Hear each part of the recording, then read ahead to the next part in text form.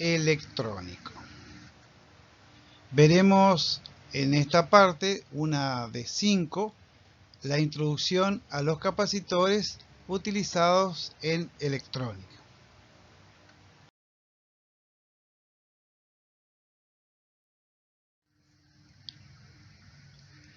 Un capacitor es esencialmente un arreglo de dos conductores separados por un dieléctrico. O sea, dos conductores separados por un aislante, se suele decir. Lo que pasa es que muchos elementos son aislantes en determinadas condiciones, en otras no. Por ejemplo, el aire es aislante normalmente, no deja pasar la corriente eléctrica. Sin embargo, en muy altas tensiones se produce un arco, como si fuera una descarga atmosférica, un rayo. Entonces se prefiere utilizar el término de dieléctrico. Usaremos este término dieléctrico para referirnos a un material aislante, entre comillas, digamos, un material no conductor de la electricidad. Entonces, se define la capacitancia o capacidad a la relación que hay entre la carga en este componente y la tensión aplicada en sus electrodos.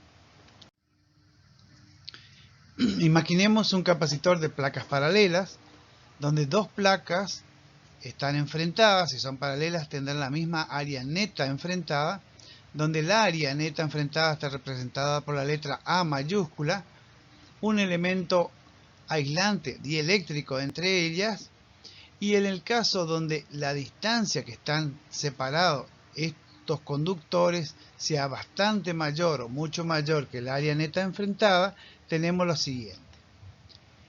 La capacidad de este dispositivo es proporcional al área neta de las placas enfrentadas,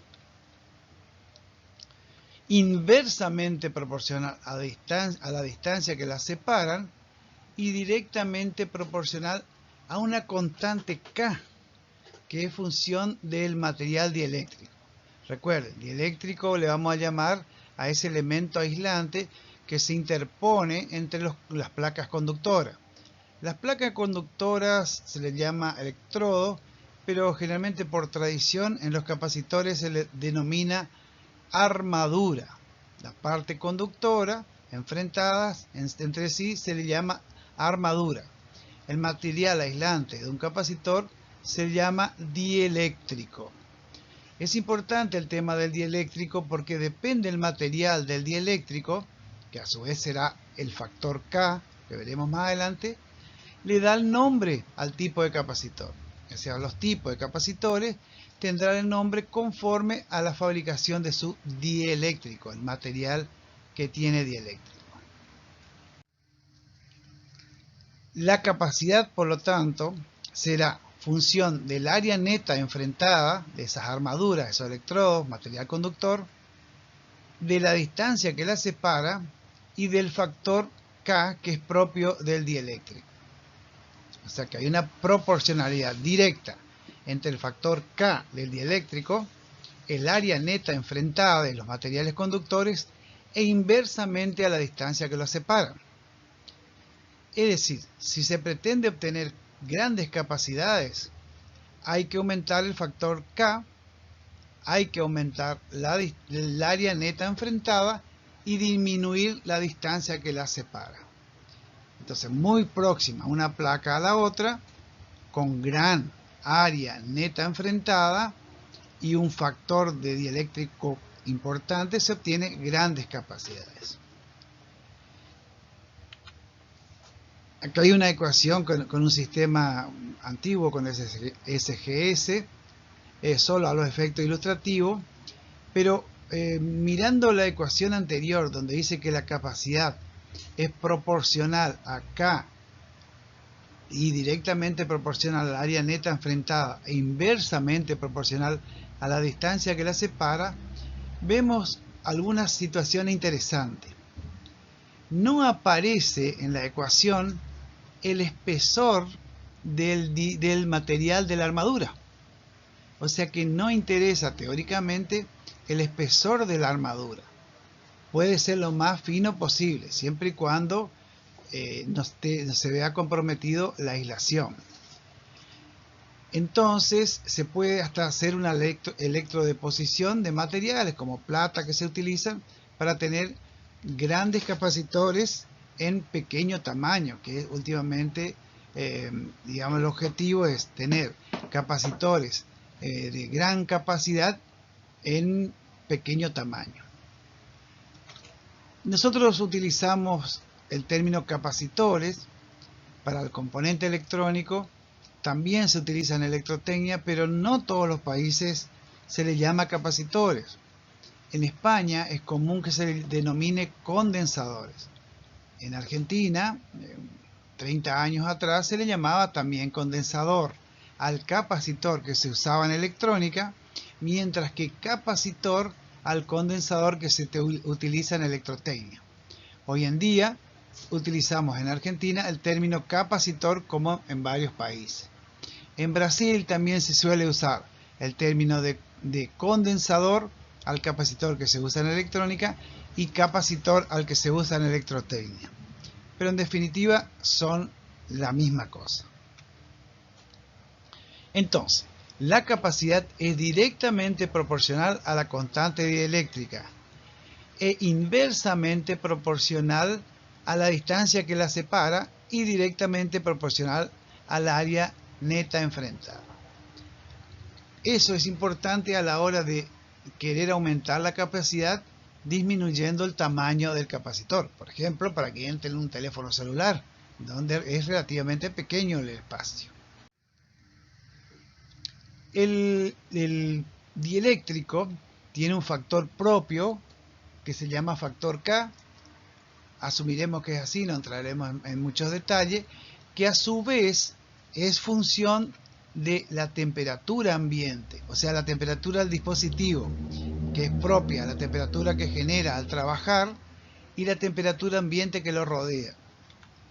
También es función, ese factor K, de la tensión que está aplicado en las armaduras, en el extremo del capacitor. Y también de la frecuencia de trabajo. Recuerden, en electrónica no se trabaja con una sola frecuencia como en electrotecnia. Por ejemplo, 50, 60 Hz, 250 o 500 Hz en algunas aplicaciones especiales. Sino que en electrotecnia tenemos una amplia gama de frecuencias. Otra situación interesante es un capacitor. Se puede decir que son dos materiales conductores separados por un dieléctrico, un aislante. Dos materiales conductores separados por un aislante. En las ecuaciones no aparece el material conductor. Pueden ser materiales semejantes o distintos. Tampoco interesa o aparece en la ecuación el espesor de los materiales. O sea, lo único que interesa es el tipo del dieléctrico, el área neta enfrentada y la distancia que la separa. Existen básicamente dos tipos de capacitores: los polarizados y los no polarizados. Los polarizados tienen una forma de conectar y solo pueden trabajar en corriente continua. Vienen marcados en el cuerpo del componente dónde irá el positivo de la tensión continua y dónde irá el negativo. En cambio, los no polarizados se pueden conectar tanto en alterna como en corriente continua. Por lo tanto, no viene indicado la polaridad. Los símbolos. A la izquierda se ve el símbolo recomendado por IRA para Argentina, o sea, bajo las normas DIN. Es prácticamente dos rayitas paralelas. Y si es un capacitor electrolítico que tiene polaridad, se le agrega un signo más, un plus, para indicar dónde irá el positivo. A la derecha se ven otros símbolos utilizados en otros países por otras normas. Acá se ilustra una cantidad analizada de distintos países, distintas normas, que el estudiante luego se irá familiarizando y, digamos, tiene que entender los diagramas y los esquemas y ver qué ocurre en una situación y otra. Los capacitores electrolíticos son un tipo de capacitor polarizado. Estos sí tienen indicación de dónde debe ir el positivo de la fuente. Los capacitores electrolíticos solamente en electrónica solamente pueden ser conectados en corriente continua, no pueden ser conectados en alterna. Los capacitores electrolíticos no pueden pasar la tensión de trabajo porque directamente explotan. Tienen un sistema que empieza a aumentar la presión y explotan, son peligrosos. Los electrolíticos se le llama así porque tiene un electrolito que actúa como dieléctrico, aumentando el factor K. Existe básicamente dos configuraciones de capacitores, ya sea electrolíticos o no, que son una aplicación radial, una disposición radial y una disposición axial. Axial es cuando el terminal está en el eje de la línea de simetría del componente, y radial es cuando está en forma vertical. Los capacitores, condensadores también se dice, nosotros utilizaremos directamente el término capacitor. Los capacitores electrolíticos de aluminio se constituyen a partir de tiras de aluminio, una de las cuales está recubierta por una capa aislante de óxido y un papel impregnado en un electrolito entre las tiras. Por eso a veces se le llama que son capacitores mojados, o sea, no son secos del todo. La tira aislada que tiene el óxido es el ánodo. Recuerden, ánodo se conecta al positivo. Mientras que el líquido electrolito y la segunda tira actúan como cátodo. Cátodo es la conexión negativa. Los capacitores electrolíticos se han desarrollado para lograr grandes capacidades en dimensiones físicas reducidas, porque el factor K que se obtiene es grande. Y recuerden que el factor K era directamente proporcional a la capacidad. Los capacitores electrolíticos tienen todas las desventajas. Lamentablemente tienen pérdida, vamos a ver luego, tienen bastante tolerancia, tienen vida útil reducida, con el tiempo se van envejeciendo esos electrolíticos, pero sin embargo tienen la gran ventaja, que por eso se le utiliza, es que son de muy bajo costo. Se obtienen grandes capacidades en pequeño espacio a un costo mucho menor que otro tipo de capacitor. Por eso se utiliza generalmente capacitores electrolíticos en fuente de alimentación. Tengo que recordarle que existen capacitores electrolíticos de dos tipos. El que estamos viendo ahora se le llama capacitor electrolítico de aluminio o de óxido de aluminio. Entonces lo que generalmente se hace es se arrollan láminas de aluminio separados por un papel absorbente impregnado con electrolito, y eso se ocupa menos lugar que si tuviéramos una línea extendida. Eso es una ventaja en el espacio, pero luego veremos que ese arrollamiento de un material conductor genera un equivalente a una bobina, una inductancia, que depende de la frecuencia, es molesto. Básicamente un capacitor electrolítico estaría formado, como si se ilustra en la figura, por un folio, sería una parte de un material de aluminio que tiene un óxido en contacto con este material electrolito y otro que no tiene el óxido. Entonces, por eso que ese material de electrolito es un fluido. Si uno desarma un capacitor electrolítico, ve como si fuera un aceite que tiene internamente. Acá vemos, como es una introducción, distintos tipos de capacitores. Entonces recuerden, electrolíticos son capacitores polarizados. Hay que respetar el orden de conexión. El positivo, siempre al positivo de la fuente. Los capacitores tienen todas las desventajas, pero sí tienen la ventaja de que se puede obtener grandes capacidades en bajo espacio, en muy pequeño espacio. Pero no son solo los únicos capacitores electrolíticos que existen. Existen otros capacitores electrolíticos que se llaman capacitores de tantalio, porque usan un material que es tántalo. Estos capacitores de tantalio no son líquidos, no tienen un fluido como los de óxido de aluminio, pero tienen polaridad. Tienen polaridad porque tienen distintos materiales en sus terminales, en su electrodo, en sus placas. Por eso hay que respetar sí o sí la forma de conexión. Cuando hagan el tour de compra, van a ver que los capacitores de tantalio tienen muy baja pérdida, luego estudiaremos qué es eso, pero se fabrican en valores bajos.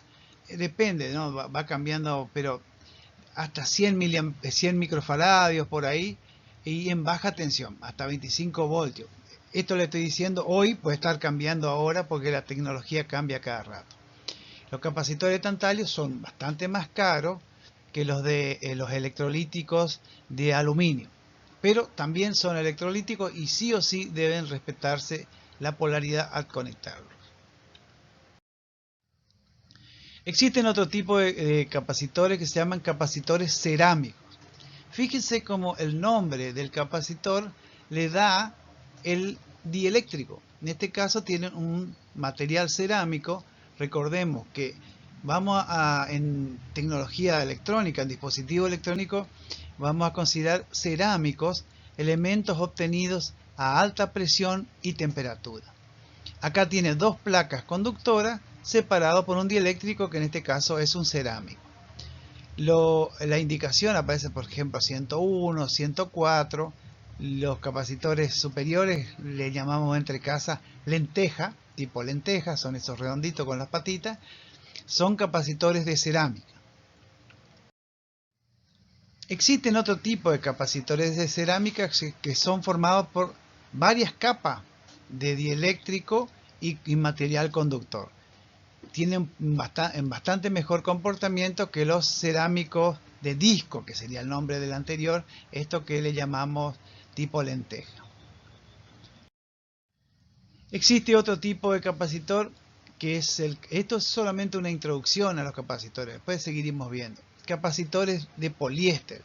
En realidad sería el nombre más genérico, algunos le dicen capacitores plásticos, pero no sería del todo correcto a mi entender decir plástico, sino que sería mejor decir capacitores polímeros, algún tipo de polímero, porque existen poliéster, existen otros policarbonato, otros polímeros, unos capacitores que tienen marca como Styroflex, que tienen un polímero especiales, pero el uso hace que le llamemos el nombre más conocido, capacitores cerámicos que no son polímeros, capacitores de poliéster que tiene sí un polímero que es el poliéster.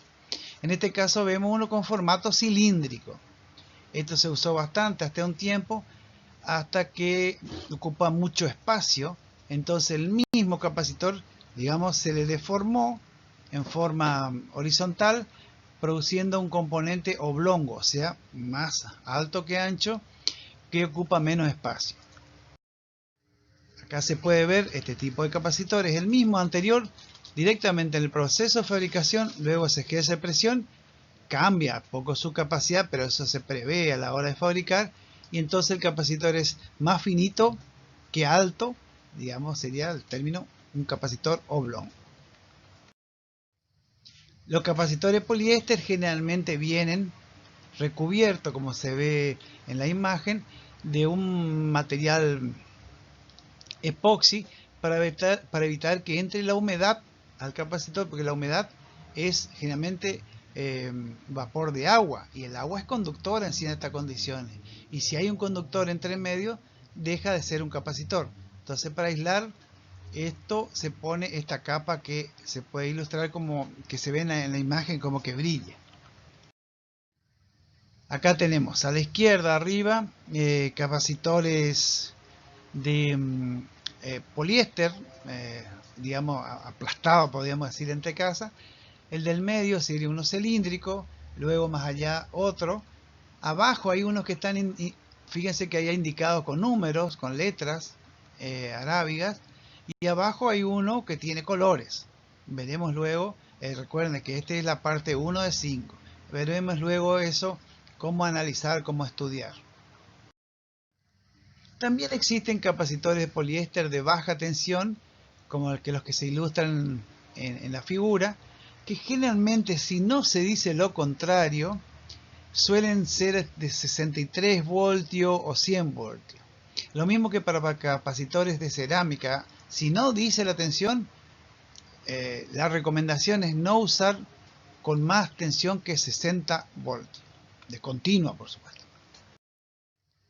También existen capacitores de poliéster multicapa que usan un dieléctrico bueno como el poliéster, pero están apilados así como si fuera un sándwich triple o lo que fuera, y tienen la gran ventaja de tener bajas pérdidas.